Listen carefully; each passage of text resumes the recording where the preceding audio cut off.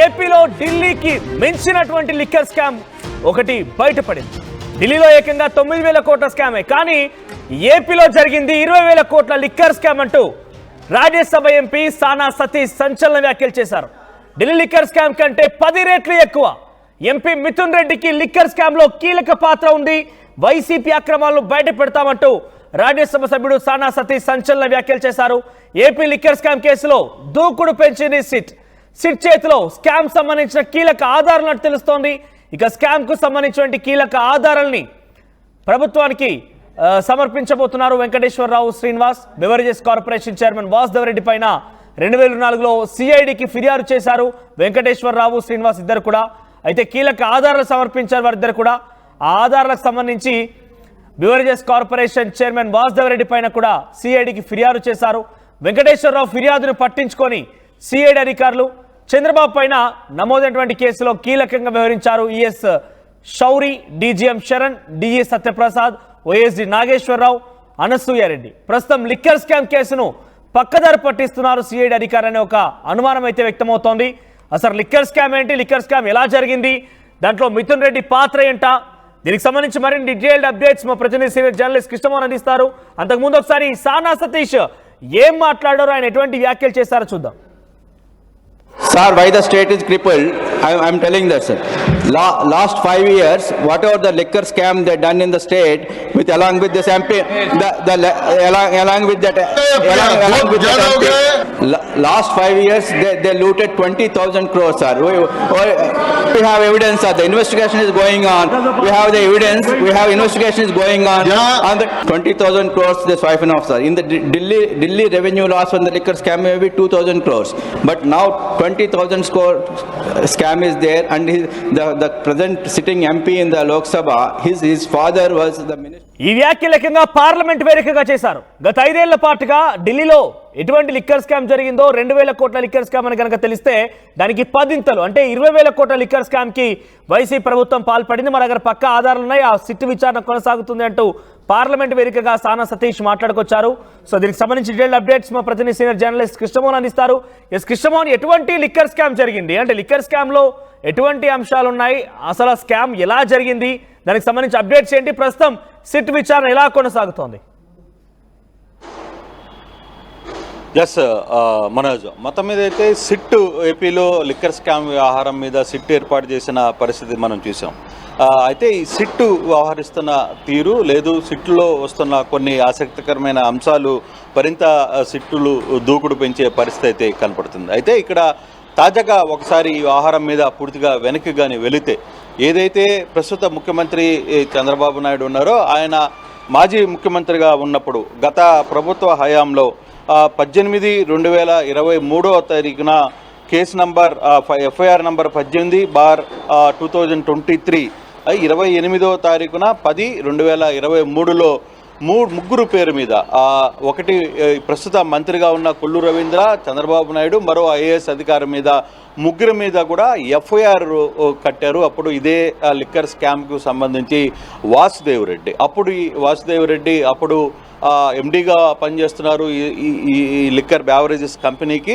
ఆయన చెప్పిందే వేదంగా ఈ వ్యవహారాన్ని అంతా నడిపిన పరిస్థితి. అయితే ఈ వాసుదేవరెడ్డి ఈ లిక్కర్ స్కామ్ మీద చంద్రబాబు మీద కేసు కట్టడంలో వెనకాల చాలా పెద్ద కుట్ర జరిగింది అనేది కొంత డీటెయిల్స్గా జరుగుతుంది. సిట్ ఆ దిశగా కూడా కొంత ఆలోచన అయితే చేస్తున్న పరిస్థితి. దాంట్లో ఒకసారి చూసుకుంటే, గతంలో చంద్రబాబు మీద కేసు పెట్టడంపై కీలకంగా కొంతమంది అధికారులు వ్యవహరించారు. వీళ్ళలో శౌరి అప్పుడు ఎక్సైజ్ అధికారిగా ఉన్నారు, ఆ తర్వాత డీజీఎంగా శరణ్ కుమార్ అనే వ్యక్తి ఉన్నారు, తర్వాత డీసీగా సత్యప్రసాద్, ఓఎస్డీగా నాగేశ్వరరావు అండ్ అనసూయారెడ్డి, రవీంద్ర అనే ఒక టైపిస్ట్. వీళ్ళందరూ కూడా కలిసి చంద్రబాబును ఇరికించడానికి ఈ కేసులో ఒక ఎఫ్ఐఆర్ని నమోదు చేసి, అప్పటికప్పుడు రాత్రికి ఈ కేసుని ఎఫ్ఐఆర్ రూపంలో చేసి, దానికి వాసుదేవరెడ్డి ఓకే చేసిన తర్వాత వాసుదేవరెడ్డి సిఐడికి కంప్లైంట్ ఇచ్చి దీని మీద ఎఫ్ఐఆర్కి నమోదు చేసిన పరిస్థితి. సో ఈ వ్యవహారం ఎలా జరుగుతుంది అనే వ్యవహారం ఇది పక్కన పెడితే, అసలుకి వాసుదేవరెడ్డి 2019 నుంచి 2024 మధ్యకాలంలో ఆయన చేసిన అక్రమాలు, ఆయన చేసిన పూర్తిగా కూడా లిక్కర్లో ఆయన చేసిన దౌర్జన్యాలు, ఆయన చేసిన అక్రమాలు, తర్వాత స్పిరిట్ లాంటి మందులకి ఎంతెంత దగ్గర డబ్బులు తీసుకున్నారు, ఈ అన్ని వ్యవహారాల మీద అక్కడ విజయవాడ వాసి అయిన వెంకటేశ్వరరావు శ్రీనివాస్ అనే వ్యక్తి డీటెయిల్గా సిఐడికి ఒక కంప్లైంట్ ఇచ్చారు. ఒక కంప్లైంట్ వేదికగా దీంట్లో వరప్రసాద్ రెడ్డి, అప్పుడు తర్వాత వాసుదేవ్ రెడ్డిలు కలిసి తన మద్యం షాపుకు సంబంధించి లేదు తన షాపుకి సంబంధించిన ఆహారంలో ఏ విధంగా అక్రమాలు చేశారో, తద్వారా కేవలం విజయవాడ ఒకటే కాదు ఆంధ్రప్రదేశ్ మొత్తం మీద లిక్కర్లో ఏ విధంగా అక్రమాలు జరిగాయనే అంశాల మీద ఒక పూర్తి స్థాయి డీటెయిల్గా ఒక సిఐడికి ఫిర్యాదు చేసిన పరిస్థితి అయితే ఉంది. కానీ ఇది ఎఫ్ఐఆర్ కేసు కూడా కట్టారు 18/2024. ఇక్కడ ఆశ్చర్యకరమైన విషయం ఏంటంటే చంద్రబాబు మీద కేసు కట్టింది ఎఫ్ఐఆర్ నెంబర్ 18/2023 అయితే అదే ఇప్పుడు వాసుదేవరెడ్డి మీద కేసు కట్టింది అప్పుడు కేసు నమోదైంది 18/2024. అయితే దీని మీద సిఐడి ప్రస్తుతం ఈ 7 నెలల పాటు కూడా సిఐడి ఎక్కడ కూడా పెద్దగా స్పందించిన పాపాన పోవట్లేదు అనేది బాధితుడి ఆవేదన కావచ్చు, తన ఆవేదన. బేసిక్గా ఒక అధికారి మీద ముఖ్యమంత్రి, సాక్షాత్తు మాజీ ముఖ్యమంత్రి మీద కేసు కట్టి అరెస్ట్ చేసిన వ్యక్తి ఇదే అధికారంలో మళ్ళీ ప్రభుత్వం వచ్చిన తర్వాత కూడా ఆయన చేసిన అక్రమాల మీద పూర్తి స్థాయిలో విచారణ ఎందుకు జరగట్లేదు? అందులో అప్పుడు అధికారులుగా పనిచేసిన అధికారులు ప్రస్తుతం కూడా ఈ రోజు కూడా ఈ అధికారులు చాలా కీలకంగా అదే శాఖలో పనిచేస్తున్నారు. సిఐడి ఎందుకు వ్యవహారం మీద పూర్తిగా విచారణ చేయట్లేదు అని. అయితే ఇప్పుడు కేసు సిట్కి వచ్చింది కాబట్టి ఈ అంశానికి సంబంధించి సిట్టు చాలా క్లియర్గా వ్యవహారాన్ని నడిపే ప్రయత్నం అయితే చేస్తుంది. ఇందాక నేను చెప్తున్నట్టుగానే నిన్న శరణ్ కుమార్ ఎవరైతే ఉన్నారో డీజీఎంని సిట్ కూడా పిలిచింది. అంటే ఈ కేసు చంద్రబాబు మీద కేసు కట్టిన కేసులో ఈ క్లియర్గా కొంతమంది అధికారుల పాత్ర ఉంది అనే దాని మీద ఉన్న నేపథ్యంలోనే సిట్ శరణ్ కుమార్ను కూడా పిలిచి విచారణ చేసి మళ్ళీ వదిలేసింది. సో ఫర్దర్గా ఏం జరగబోతుంది ఏంటి అనే అంశాలని సిట్ అధికారులు క్లియర్గా చూడాల్సిన పరిస్థితి అయితే ఉంది. అయితే ముఖ్యమంత్రి ఒక కేసు మీద కట్టిన అధికారి మీదనే ఒక బాధితుడు తనకు జరిగిన అన్యాయాన్ని విత్ ఎవిడెన్స్, తర్వాత సీసీ ఫుటేజు, జరిగిన ఎవిడెన్స్ని మొత్తాన్ని కూడా ఎవరైతే శ్రీనివాస్ ఉన్నాడో మొత్తం కూడా సిఐడికి కంప్లైంట్ ఇచ్చినా ఇప్పుడు వరకు ఈ 6 నెలల పాటు కనీసం ఆ కేసుని ఎందుకు మూవ్ చేయట్లేదు, ఎందుకు ఆ వ్యవహారం మీద ఉదాసీనంగా సిఐడి వ్యవహరిస్తుంది అనేది తనకు అర్థం కావట్లేదు అనేది ఆర్టీవీకి ఆయన ఇచ్చిన ఎక్స్క్లూజివ్ సమాచారం. సో ఇదంతా కొంత ఇబ్బందికరమైన పరిస్థితులుగానే ఆయన బాధపడుతున్నారు. అయితే ఆర్టీవీ సేకరించిన కొన్ని సమాచారంలో డెఫినెట్గా ఈ అంశం మీద చాలామంది ప్రభుత్వ హయాంలో అప్పుడు ఈ కేసుకు సంబంధించి వ్యవహారంలో కావచ్చు ఇతర వీటిల్లో పూర్తిగా చాలా వరకు దాదాపుగా ఒక కేవలం ఇందాక మనం చూడొచ్చు ఎవరైతే రాజ్యసభ సభ్యుడు సానా సతీష్ క్లియర్గా పార్లమెంట్లో ఒక మాట చెప్పారు. కేవలం 2,000 కోట్లకు సంబంధించిన స్కామే ఢిల్లీలో జరిగింది. ఆంధ్రప్రదేశ్లో దాదాపుగా 20,000 కోట్ల రూపాయలకు సంబంధించిన లిక్కర్ స్కామ్ జరిగింది. దీంట్లో చాలామంది సూత్రధారులు, పాత్రధారులు ఉన్నారు. వాళ్ళని పట్టించుకోవట్లేదు.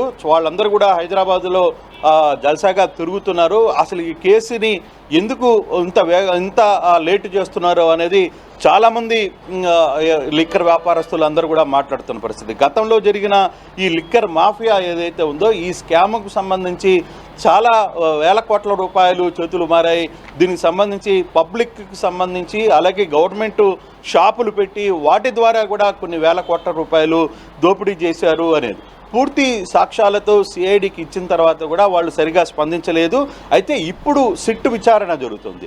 అట్లీస్ట్ ఈ సిట్లో అయినా సరే పూర్తి స్థాయి విచారణ జరిగి అసలు ఈ బాధితులకి ఇప్పుడు వరకు జరిగిన నష్టానికి వాళ్ళకి ఏమన్నా న్యాయం జరుగుతుందా, లేకపోతే వాళ్ళకి అండగా ఇప్పుడు ఈ ప్రభుత్వం అయినా ఉంటుందా అనేది కొంత ఆలోచన అయితే కోరుకుంటున్న పరిస్థితి. చాలామంది బాధితులు కేవలం ఒక్క శ్రీనివాసో లేకపోతే ఇంకొకరు కాదు, చాలామంది బాధితులు ఇలా ప్రభుత్వం తరఫున గతంలో జరిగిన అన్యాయాలకి లాస్ అయిన పరిస్థితి, వాళ్ళని షాపులన్నీ మూసుకోవాల్సిన పరిస్థితి వచ్చింది.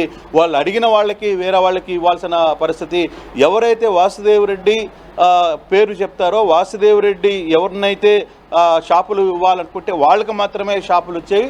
అట్లీస్ట్ ఏపీకి వచ్చే మద్యం షాపులకు సంబంధించి అంటే అప్పుడు మద్యం లిక్కర్లో కూడా ఏజెన్సీల దగ్గర పెద్ద ఎత్తున వాళ్ళ మీద ఒత్తిడి చేసి లావాదేవీలు చేశారు. స్పిరిట్ లాంటి వ్యవహారంలో కూడా చిన్న చిన్న స్పిరిట్ లాంటి వ్యవహారంలో కూడా అంటే మద్యం నాణ్యత లేని మద్యాన్ని తీసుకుని రావడంలో కూడా ఇక్కడ ఎక్సైజ్ అధికారులు చాలామంది ఇప్పుడు ఈ శాఖలో చాలామంది కీలకంగా గతంలో పోషించిన వాళ్ళందరూ కూడా తిరిగి ఈ ప్రభుత్వంలో కూడా వాళ్లే ఈ పెత్తనం అంతా కూడా చేస్తున్నారు.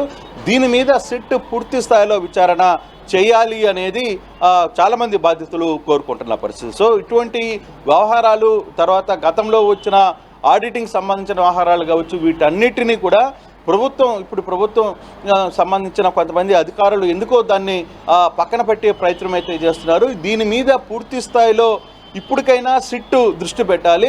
ఈ సిట్టు పూర్తిగా అక్కడున్న బాధితులందరినీ కూడా పిలిపించాలి. అసలు ఏం జరిగిందో ఎంక్వైరీ చేయాలనేది చాలామంది బాధితులు కోరుకుంటున్న పరిస్థితి మనోజ్. కానీ ఈ వ్యవహారంలో సిట్టు నిన్న ఏదైతే కొంతమంది అధికారులను ఇప్పుడు సరణ్ లాంటి అధికారులను కూడా పిలిచారని కూడా కొంత తెలుస్తోంది. సో అటువంటి వ్యక్తుల ద్వారా లేదు తద్వారా అప్పుడు గతంలో పనిచేసిన కీలకమైన వ్యక్తులుగా కొంతమంది పనిచేశారు. వాళ్ళందరి మీద కూడా తగిన ఆధారాలు ఉన్నాయి, చాలా ఎవిడెన్సెస్ కూడా మేము ప్రభుత్వానికి అందజేశాం. సో వాటన్నిటిని కూడా సిట్ ఇప్పుడు విచారణ చేయాలి, వాటి మీద దృష్టి సారించాలి అనేది చాలామంది బాధితులు కోరుకుంటున్న పరిస్థితి. అయితే సిట్టు వ్యవహారంలో ఇప్పుడు అది పార్లమెంటు స్థాయికి వెళ్ళింది. పార్లమెంట్లో కూడా దీని మీద పెద్ద రచ్చ జరుగుతున్న పరిస్థితిలో డెఫినెట్గా ఈ సిట్టు ఈ వ్యవహారాన్ని సీరియస్గా తీసుకుంటుందా, ఈ వ్యవహారం వెనకాల ఉన్న అసలు సూత్రధారులు గతంలో చేసిన వ్యవహారం మీద ఏ విధంగా ముందుకు వెళ్తుంది అనే ఒక చర్చ అయితే ఇప్పుడు ఆంధ్రప్రదేశ్లో పెద్ద ఎత్తున జరుగుతున్న పరిస్థితి Manoj. Right Krishnamohan, thank you for the updates. ఏకంగా ఏపీలో జరిగినటువంటి ఆ లిక్కర్ స్కామ్ సంబంధించిన అంశం పార్లమెంట్లోనే చర్చ జరిగిందనంటే ఎంత సీరియస్గా ఉందో అర్థం చేసుకోవాలి. సిట్ వేశారు, సిట్ విచారణ కొనసాగుతోంది. అదే సిట్ అధికారులు కొంతమంది పక్కదారి పట్టిస్తున్నారని ఒక అనుమానం అయితే వ్యక్తమవుతోంది. ఈ నేపథ్యంలో మేము త్వరితగతిన విచారిస్తాము, అందరి లెక్కలు తీరుస్తామన్నట్టుగా టీడీపీ ప్రభుత్వం కానివ్వండి ఆ తరఫున ఎంపీలు మాట్లాడుతున్న పరిస్థితి. ఏకంగా పార్లమెంట్లో సానా సతీష్ ఈ వ్యాఖ్యలు చేయడం సంచలనంగా మారింది. సో మరి ఆ లిక్కర్ స్కామ్ ఎలా బయటపడుతుంది, ఎవరెవరు దీంట్లో ఇన్వాల్వ్ అయ్యారు, వారందరికి సంబంధించి ఎటువంటి చర్యలు తీసుకుంటారో చూడాలి. మరి Sir, why the state is crippled? I'm telling that, sir. Last 5 years, whatever the liquor scam they done in the state, along with this MP, along with that MP, last 5 years they looted 20,000 crores, sir. We have evidence, sir. The investigation is going on. We have the evidence. We have investigation is going on. On the 20,000 crores they siphon off, sir. In the Delhi revenue loss from the liquor scam may be 2,000 crores, but now 20,000 scam is there, and the present sitting MP in the Lok Sabha, his father was the Minister for Mines.